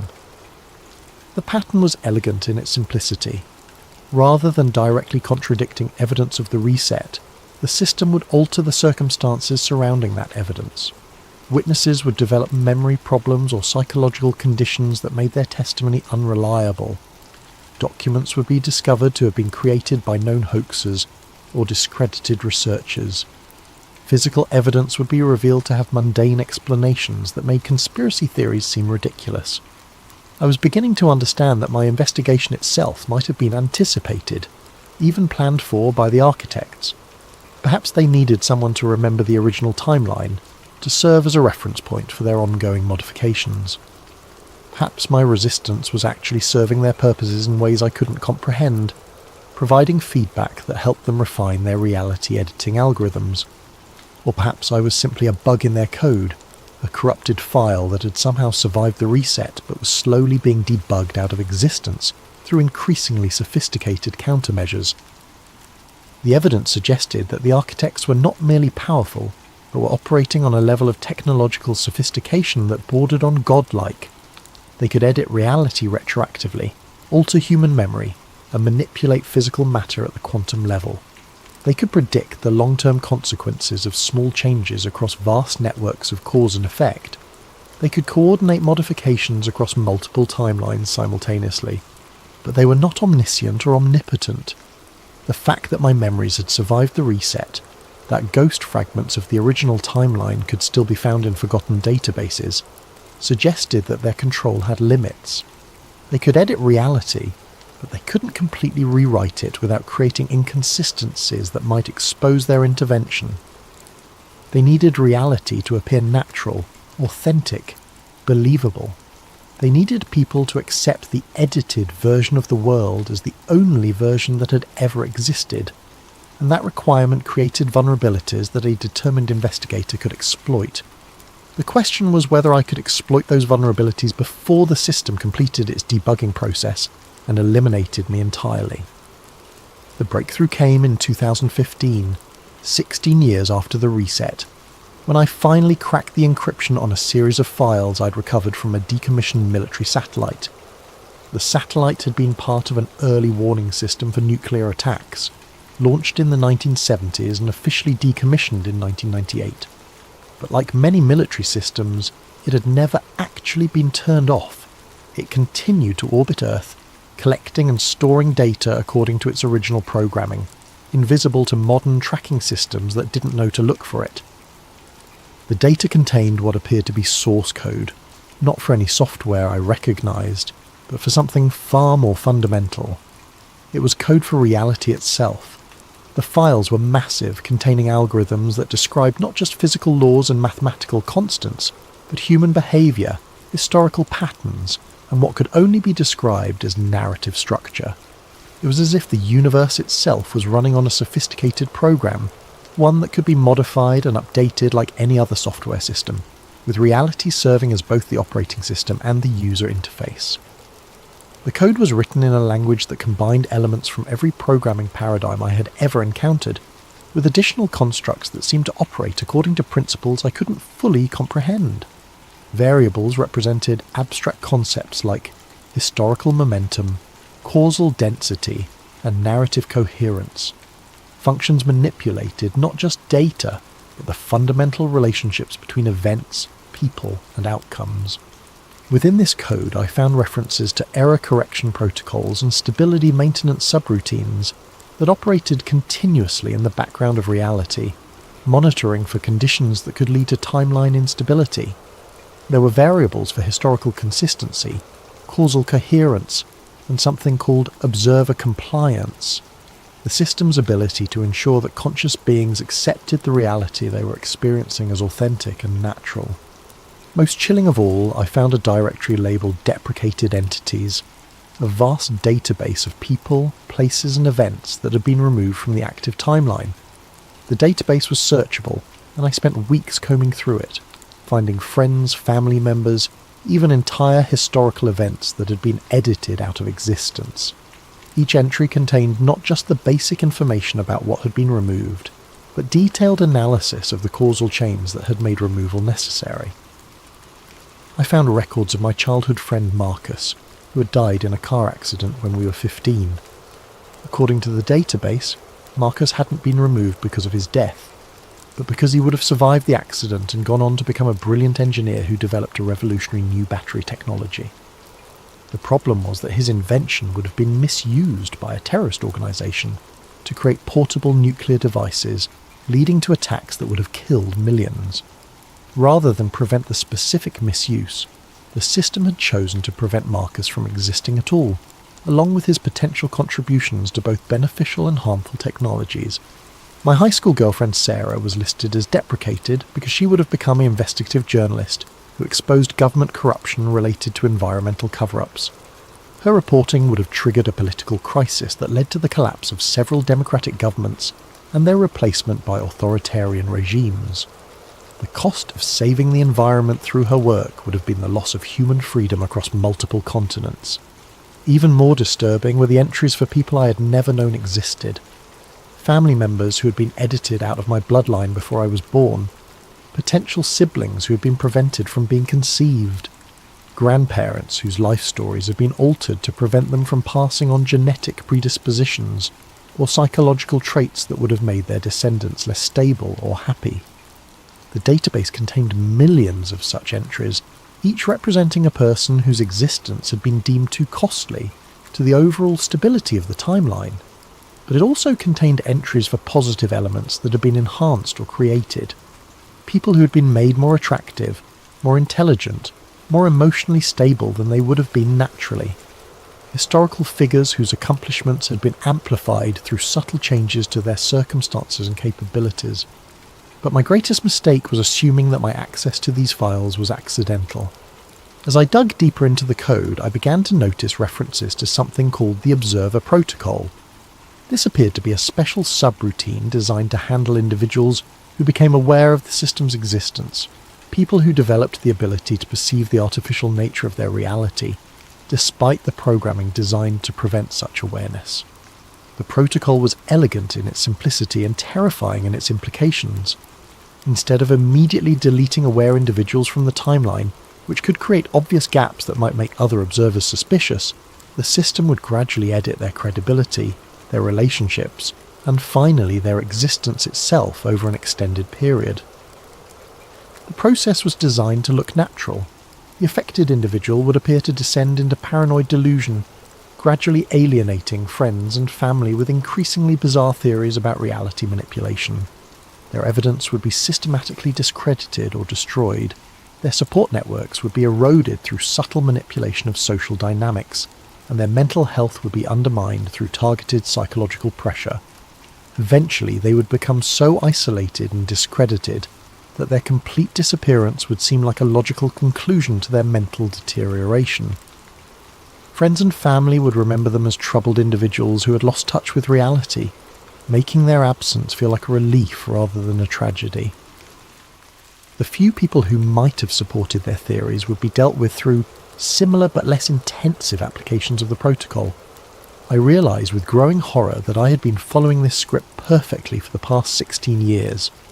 My obsession with the reset, my alienation from friends and family, my increasingly desperate attempts to document evidence that kept disappearing, it was all part of the Observer Protocol's execution.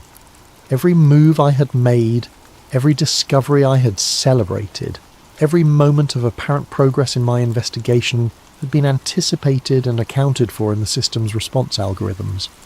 But knowing about the protocol didn't free me from it. If anything, awareness of the process seemed to accelerate its implementation. The reality edits became more frequent and more dramatic. People who had known me for decades began to deny that we'd ever met. Not just forgetting our conversations about the reset, but forgetting me entirely. Photographs of me started disappearing from family albums, leaving empty spaces where I should have been.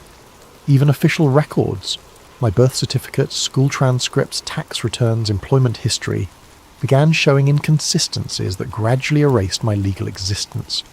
Social security numbers that returned no matches in government databases. Bank accounts that were frozen not for any legal reason, but because the institutions had no record of my identity. Credit reports that showed financial activity for someone who apparently didn't exist.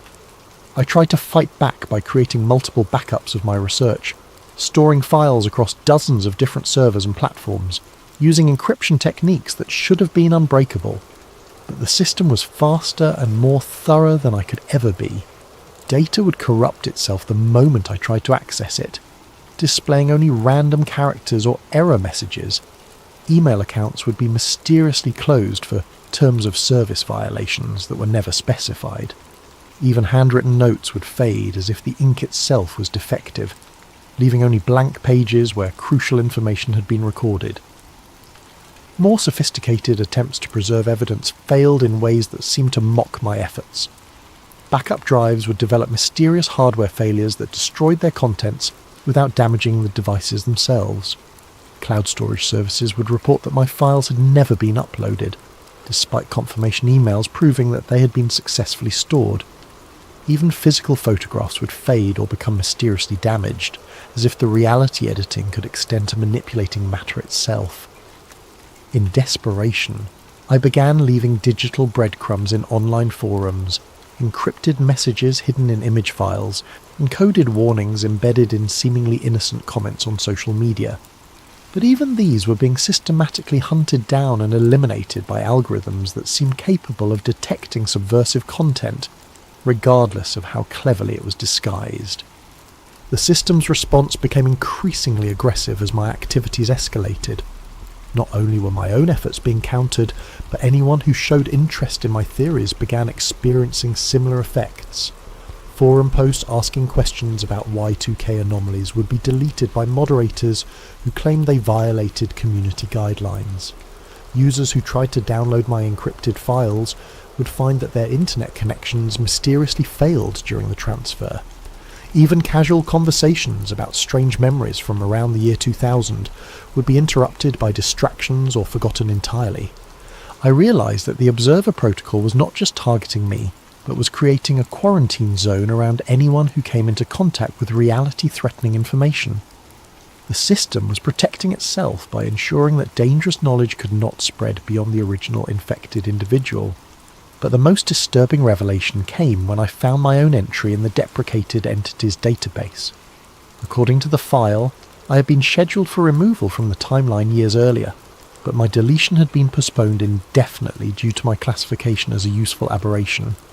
The system was keeping me alive not because it couldn't eliminate me, but because my investigation was serving some purpose in its larger operational framework. I had become a controlled opposition, a safety valve that allowed the system to monitor and contain potential threats to its stability.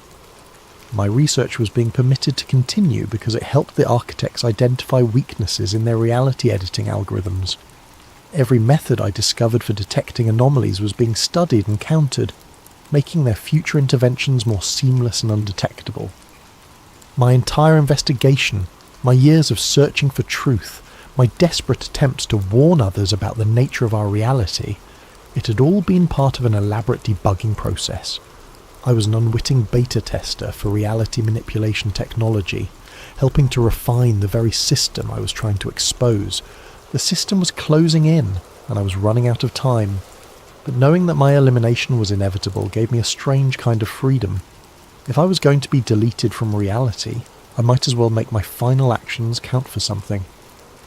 I began planning one last desperate attempt to break through the system's defences and leave behind evidence that could survive my erasure.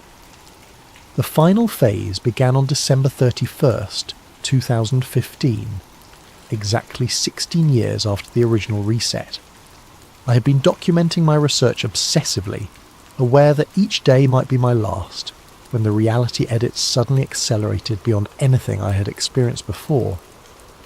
The system had apparently decided that my usefulness as a debugging tool had been exhausted, and it was time to implement the final stage of the Observer Protocol. I woke up that morning to find that my name had been removed from the lease agreement on my apartment. The landlord, someone I'd been paying rent to for 3 years, looked at me with genuine confusion when I tried to explain the situation. According to his records, the apartment had been vacant for months, and he had no memory of ever meeting me. When I showed him bank statements proving my rent payments, he stared at them as if they were forgeries, unable to reconcile the financial records with his complete lack of memory regarding our landlord-tenant relationship. My bank accounts were frozen, not for any legal reason that the institutions could explain, but because the banks had no record of my existence. My social security number returned no matches in government databases. Credit reporting agencies had no files associated with my identity. Even utility companies claimed that my address had never had service in my name. despite years of bills and payment confirmations that I could produce as evidence. The erasure was happening in real time, with records being modified even as I tried to access them. I would log into an account, confirm that my information was present and correct, then refresh the page to find that all references to my identity had vanished. Customer service representatives would start conversations acknowledging my account, then become confused mid-sentence as the data disappeared from their screens while we were talking. But the most devastating change was with my family. When I went to my mother's house, desperately seeking some anchor to reality, she answered the door as if I were a stranger. Not the careful politeness of someone who had forgotten an acquaintance, but the genuine bewilderment of someone confronted by a complete stranger who claimed intimate knowledge of their life. Her face showed no recognition, no spark of familiarity, no indication that she had ever seen me before in her life. "I'm sorry," she said, her voice filled with concern for my apparent mental state, "but I think you have me confused with someone else. I never had any children." I showed her photographs of us together, pointed to family mementos that I'd given her over the years, recounted shared memories from my childhood with perfect accuracy. But she looked at the photos and saw empty spaces where I should have been, as if the images had been edited to remove my presence while leaving subtle shadows and positioning that proved someone had been there. The gifts I had given her had different origin stories, presents from friends whose names she couldn't quite remember, items she had bought herself during shopping trips that she recalled with unusual vagueness. When I described specific events from our shared history, family vacations, birthday celebrations, conversations we'd had just weeks earlier, she listened with the patient concern of someone dealing with a delusional stranger. The events I described had happened, but in her memory, they had involved other people or had occurred differently. Family gatherings had taken place without me. Holidays had been celebrated in my absence. Important family milestones had been reached without my participation. The reality editing had reached the point where my existence was being retroactively removed from the timeline. I wasn't just being forgotten. I was being systematically deleted from history itself, with the changes propagating backward through time to create a consistent narrative in which I had never been born. In panic, I tried to contact others who might remember me. Friends from school, former co-workers, even casual acquaintances from online communities. But I found that my phone no longer worked. Not broken or damaged, simply unable to connect to any network, as if my device was no longer authorized to exist on the communication grid. The phone would show full signal strength, but would fail to complete any calls, with error messages claiming that the numbers I was trying to reach did not exist. Internet access became equally problematic. My computer could connect to networks, but websites would fail to load properly, displaying broken layouts and missing content, as if my presence was corrupting the data transfer. Social media platforms would refuse to load my profiles, or would display error messages claiming that my accounts had been suspended for terms of service violations that were never specified. I rushed back to my apartment, hoping to salvage what remained of my research, but found that the building's security system no longer recognized my keycards or even my biometric data. The electronic locks that had opened for me thousands of times now acted as if I was a complete stranger, attempting unauthorized entry. The guards didn't throw me out. They simply couldn't see me, their eyes sliding past me as if I were invisible, unable to focus on my presence even when I stood directly in front of them. This was the most disturbing aspect of the erasure process. I wasn't just being removed from records and memories. I was being edited out of other people's perception. I was becoming a ghost, visible only to myself, unable to interact with a world that was forgetting I had ever existed. The few people who could still see me treated me as if I was a hallucination or a figment of their imagination. A homeless man I tried to talk to looked through me as if I wasn't there, then suddenly jerked his head around as if he had heard a voice but couldn't locate its source. A child playing in a park briefly made eye contact with me, then ran to her mother claiming that she had seen the invisible man, only to be told that she was letting her imagination run wild. Even security cameras seemed unable to record my presence, I could see myself in mirrors and reflective surfaces, but surveillance footage would show empty spaces where I should have been, creating the impossible impression that I was a vampire or some other supernatural entity that couldn't be captured on film. In desperation, I broke into an internet cafe, using an old-fashioned computer that might not be connected to the systems that were hunting me. The machine was ancient by 2015 standards, running software that predated many of the modern network protocols that seemed to be blocking my access. I had perhaps minutes before the reality edits caught up with this location, before my presence here was also erased from possibility. My hands shook as I typed what I knew would be my final message, my last chance to warn someone about what was happening. But even as I typed, I could feel my thoughts becoming fuzzy, my memories becoming uncertain. The system wasn't just erasing my existence, it was editing my consciousness itself, making me forget who I had been and what I had discovered. The words on the screen began to blur, not physically but conceptually, as if their meaning was becoming uncertain. I could see the letters, but their significance was slipping away from me like water through my fingers. The knowledge I'd spent 16 years accumulating was being systematically deleted from my mind, leaving only confusion and growing amnesia. I fought to maintain focus, to hold on to the core message long enough to complete it. The world had ended in 1999. Everything since then had been a backup simulation. The system was watching, always watching, and when it detected threats to its stability, it would implement the Observer Protocol.